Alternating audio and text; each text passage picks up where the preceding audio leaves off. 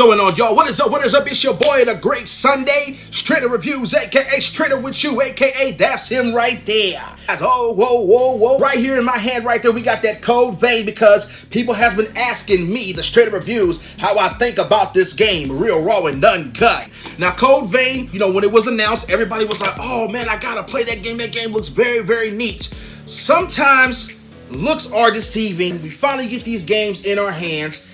It's kind of like, oh my gosh, what the heck? Because I have a feeling that when they, you know, are starting to make these games, it's like they are right, but then when they delay them and keep working on them, it's like they kind of just mess things up. Like they keep changing stuff. You got to have that ingredients and just keep it there, keep that rawness.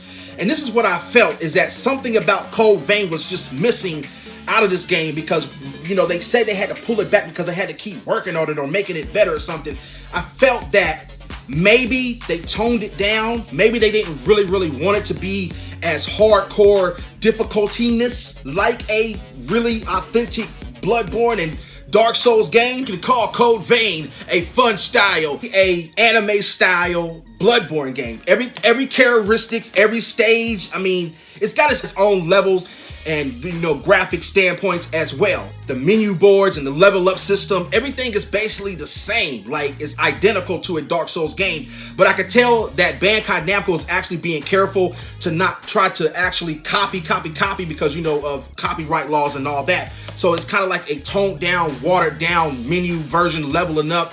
And you can actually run back while you're playing the game to these things called the missile. It's just, you know what the missile is? The missile is about these flowers that grow. They're just like the bonfires, just like from in Dark Souls, but these things is called the missile. So you go throughout, you know, you do your hacking and slashing with all types of, you know, cool enemies inside Code Vein, because some of them had me like, oh my gosh, I gotta run from that daggone thing. I saw this big ass demon woman with big, huge titties, and I was like, oh my gosh, I had to run. My girl was laughing at me.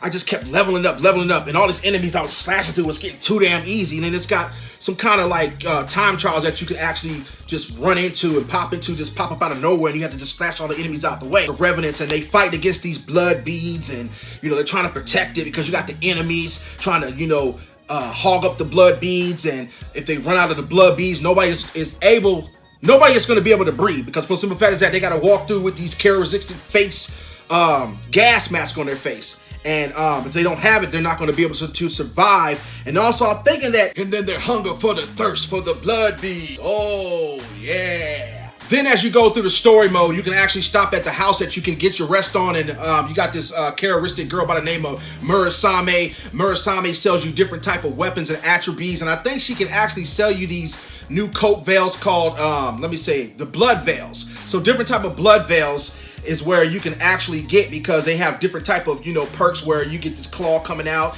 and you get to actually do high jumping type of moves. And I got one with a scorpion that just actually stabs you all over the place. But that was really lacking into, you know, items as well that I was really wanted to actually get. So hopefully they'll patch this game up and actually make it a little bit better. And like I said, y'all, it's like sometimes is that I just try to find a reason as to why they push these games back for so long, and then when they release them, it's like they really just feel bare bones and empty. As game needs very much more patching to actually bring it out more to flourish. The customization, strong point in this game, because it's very rare that we get a customization system in a game that is really diverse. I'm telling you, you can have different types of, you know, outfits. They're really cool. You can change colors here and there.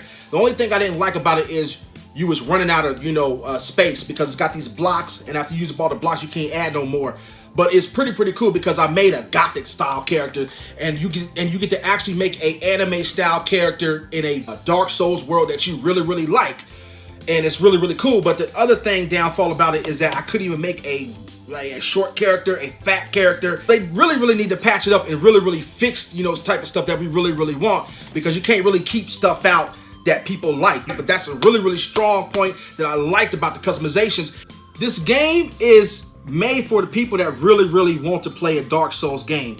If you a hardcore fan of Dark Souls, go get it for $60. If you're not, if you're just on the fence of buying this, just wait for the price to drop. Bandai Namco's games don't seem to hold that much weight into the, market that well. It's like they'll come out and have a big, promo hypeness to it, and they just tend to just die down. And I can see this game going down to about, I could say, first $39, $29, and hopefully they'll patch it up and we can actually see more DLCs added into this game. And it's pretty strange because every time these guys release something, it's always troubles with their online capabilities, like, their other games like Dragon Ball Fighter Z, Blaze Blue. It's like every time we get the hypeness to these games that we buy from them, it's like everything is always messed up. Can't you guys ever get it right, Bandai Namco? We love your games, but your online be messing up your whole entire to the games.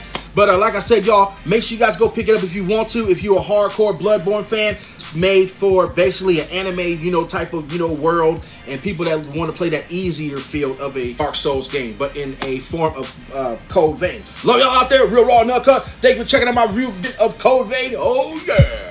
Thank you for watching my video. As you guys already know, we get hyped, we get pumped. Make sure you guys continue to like the video. Make sure you subscribe to the channel. I appreciate each and every one of y'all. Now wait until the next video and subscribe to Streeter Reviews.